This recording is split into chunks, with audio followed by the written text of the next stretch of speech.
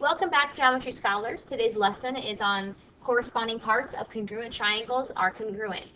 The essential question for this lesson is, how do transformations help identify and prove congruent or similar figures? And today's lesson objective is that the student will be able to explain how figures are congruent using corresponding parts of congruent triangles are congruent, the CPCTC. As you'll notice on the left-hand side, there's a place for you to write down questions. Those questions could possibly be answered by our notes, or maybe the notes produce more questions in your mind. So put them on the left-hand side. First up, if two figures are congruent, then corresponding sides are congruent and corresponding angles are congruent. Let me highlight those for you guys in case you need to be woken up. Corresponding sides are congruent and corresponding angles are congruent. And that means that if we have, like, let's say, for example, two squares that are congruent, that we know the two squares are the same sides, that those corresponding sides are congruent to each other, and the corresponding angles are congruent to each other. Corresponding parts of congruent triangles are congruent. This means that congruent segments or pieces have the same lengths, and congruent angles have the same measures. Okay, so if they are the same, they equal the same. That should be pretty self-explanatory for us. Moving on. So, for example, example 1, we are going to identify all pairs of congruent corresponding parts for the triangles below, and then we're going to write a congruent statement. So let's start first with the sides. On the left hand, I'm going to call this triangle 1, and I'll call this one triangle 2. So on triangle 1, I see that CA is congruent, and that's the congruent sign. It's the equal sign with like a little squiggly mark on top. So CA from CA is congruent to HF. And I need to name them in the same order. So since I named CA from C down to the right angle, I need to go on H down to F. And I know these are congruent because they each have the one tick mark. So CA is congruent to HF. Okay, so then AB is congruent to FG. And again, I started at the right angle. So on the second image, I also need to start at the right angle. Okay, so go ahead and name the third side and see if you're right. Hopefully you said that CB is congruent to HG, and if you did, then you are indeed correct. So we did the corresponding sides, now we need to do the corresponding angles. So I'm going to start with angle B, and I know that it's congruent to angle G because they both have the one mark for the angle measurements. So angle B is congruent to angle G. Go ahead, please, and write the next two sets of congruent angles. I know also that angle C is congruent to angle H, again, because of the two marks on each angle.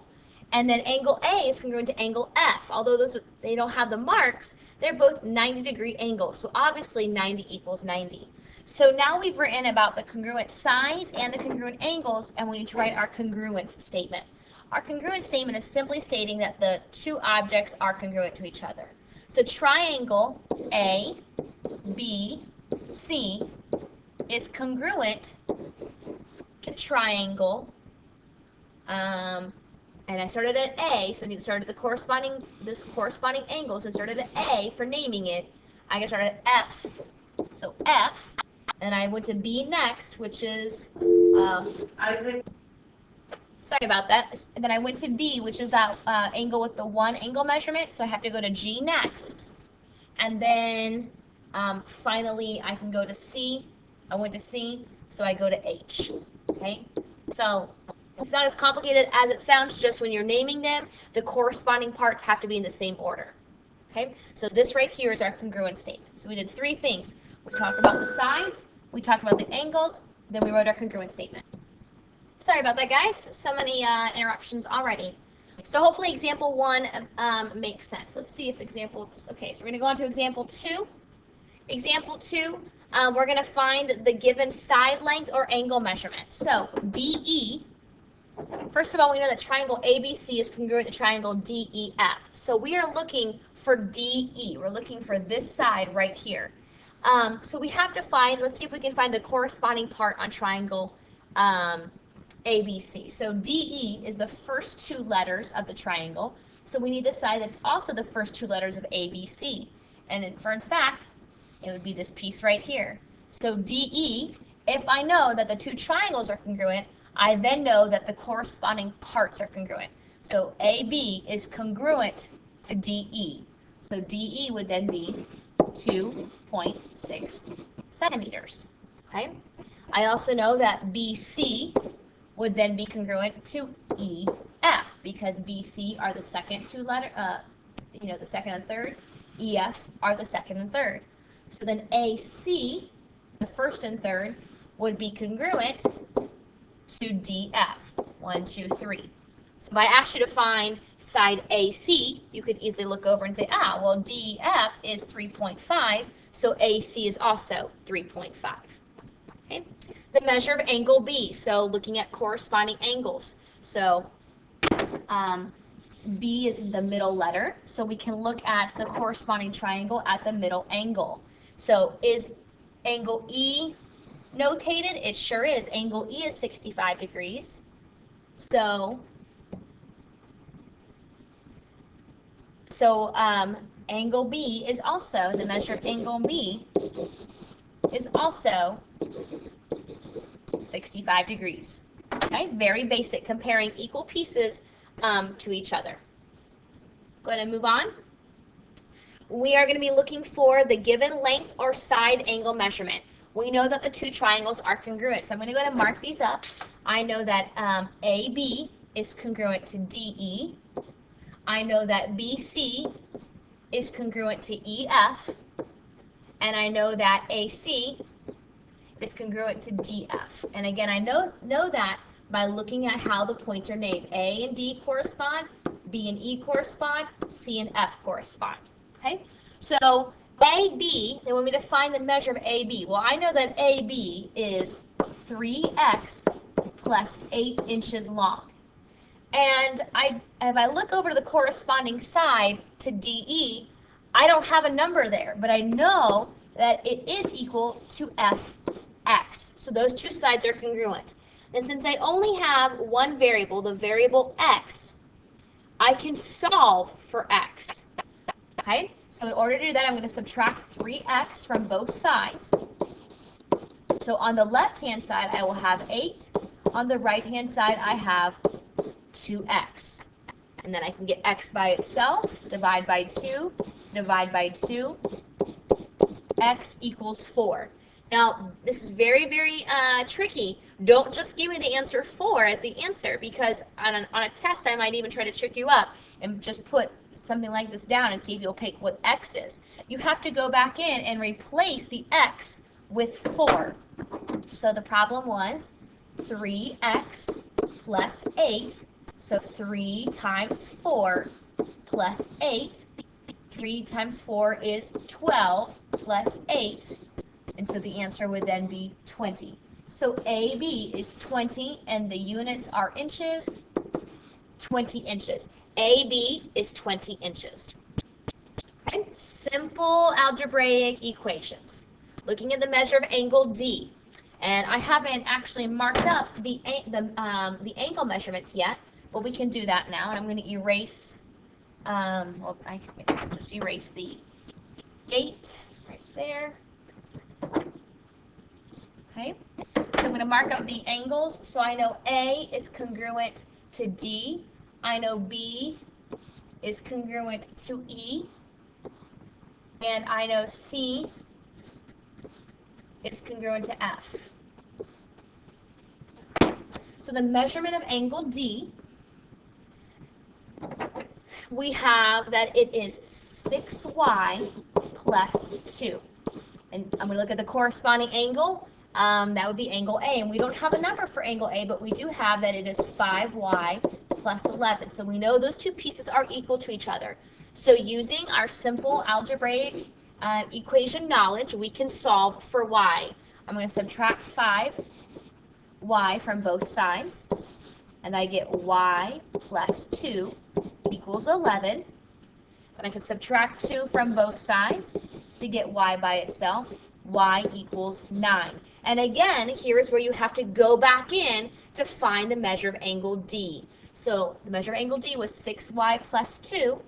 So I'm going to go back into 6 times y. Instead of y, I have 9 plus 2. 6 times 9 is 54 plus 2. 54 plus 2 is 56. So the measure of angle D is 40. I'm sorry, not 40. The measure of angle D is 56 degrees. Okay, measure angle D is 56 degrees. Okay. Again, simple, common knowledge using the figures and what we know about them to find the answer. I want you to go ahead and try to find the length of EF. The length of EF. Okay, this problem was a nice, easy one. We know that EF was an unknown, but it's congruent to BC. Well, we know that BC is 25 inches, so EF is 25 inches. So this required no math, just simple substitution. So 25 inches is the correct answer. Okay, we're going to go ahead and move on. So writing 2-column proofs, and this is where we're going to be getting into writing some proofs in the next couple of days, and it will not end in our geometry life. But the left column is for the statements, something that you're stating. And the right column is for the reasons or the justifications, like why you're allowed to do that, okay? You always start with the information that they provide to you. We call that the given. And it's very nice of them. They give us some information to start with. And again, the reason for that would be called the given. And the last statement in a proof is what you are trying to prove, okay? So what you're trying to prove in the proof. And every statement must have a reason. You just can't say a statement. You have to give that statement a reason. You have to be able to back it up. So we're going to complete the proof. So they gave us that triangle ABD is congruent to triangle ACD. And they want us to prove that D is the midpoint of BC. And again, notice that they started with A, and then they went to B, and then C. B and C were the middle letters, and then D is that final angle. That final point. So we have A, B, D, and then we have A, C, D. And those pieces are congruent to each other. Okay? So we have to prove. So they gave us statement ABD is congruent to triangle ACD. So again, what is that first reason called? Well, it's called the given. They always give us something. It's called the given. Okay? And now we can prove that BD is congruent to CD. That would be our second statement. BD is congruent to CD. How do I know those two pieces are congruent? Well, because what we've been talking about at the beginning of this lesson, corresponding parts of congruent triangles are congruent. I knew those two pieces are congruent, and so BD is in the same order, and it's corresponding part of CD. So since the two triangles are congruent, I know that the two pieces that correspond to each other, BD and CD, are also congruent. Okay? And then it is the midpoint of BC. It's saying that D, this point right here, is the middle of this entire segment. And I know that to be true because of the definition of a midpoint. So the reason for that is definition of a midpoint. A midpoint is a point that cuts something or divides something into two equal parts. Well, is BC divided into two equal parts? Yes, it is. This point D cut this segment into two equal parts that we know are congruent. So since these two pieces are congruent, it was point D that cut them in half. So D is the midpoint of BC. That's the definition of a midpoint. One more, and then we're done. Writing the proof. The statements, again, start on the left-hand side. You can abbreviate. Quadrilateral, JKLM, is congruent to quadrilateral, NPQR. And how do we know that? Well, it's the given. We don't even have to guess. But look at here, they also gave us something else. We also know that angle J is congruent to angle K. So that would be a second given. We can put givens on two lines if we want to, but in this case they were divided up. Okay? So we know that angle J is congruent to angle K. And one thing that I want to do before I go any further is I want to mark up these shapes. Quadrilateral JKLM. So JK is congruent to NP, and then KL is congruent to PQ, and LM is congruent to QR, and then MJ is congruent to RN. Because since the two quadrilaterals are congruent, their corresponding parts are congruent also. The same is true for their angles. So angle J is congruent to angle N, and angle K is congruent to angle P, and angle L is congruent to angle Q, and then that leaves us with angle M. I'm running out of space here, but you guys get the picture. It's congruent to angle R. And obviously it looks a little bit neater on your paper, but you get the point. The corresponding sides are congruent and the corresponding angles. So, that being said, this is what we know just because of statement 1, that the two quadrilaterals are congruent, so we know the sides are congruent and the angles are congruent. Then the second given that they gave us was that angle J was congruent to angle K. I didn't know that. I knew J was congruent to N, but I didn't know that it was also congruent to K. So I can also take this and say, okay, not only is, I knew K was congruent to P because they both had the two marks and they're corresponding, but J is also the same as K. Okay, so J is the same as K, and they gave us that. Okay. So how do I know that angle K is congruent to angle P? How do I know that? That's going to be my next statement.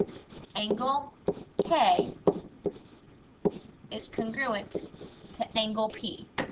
Well, we know that from our whole objective of this lesson, that congruent parts of congruent triangles are congruent. I marked up that angle K and angle P were the same, that angle K and angle P were congruent because they're corresponding parts of congruent triangles. So if J is congruent to K and K is the same as P, am I allowed to jump from J to P? Am I allowed to prove that angle J is congruent to angle P? And yes, I am. Angle J, oops, I'm using the wrong marker. Angle J is congruent to angle P, and this is a property that we learned back in 1.4 due to the transitive property. So if you have your notes from 1.4 still, which you should, since J is congruent to K and K is congruent to P, I'm allowed to jump and just say J is congruent to P. And that's due to the transitive property. I know these are the first proofs that we've done, and we will do more of them. But these reasons are things that you have to learn to be comfortable with and familiar with, because we will be relying on these the rest of the year. If two triangles are congruent, then their corresponding parts of those congruent triangles are congruent. And that's something we'll be reaching for a long time. Okay, make sure you are writing a summary of what we have learned this lesson. If you have any questions, make sure they are notated in the margins. And I will see you next class.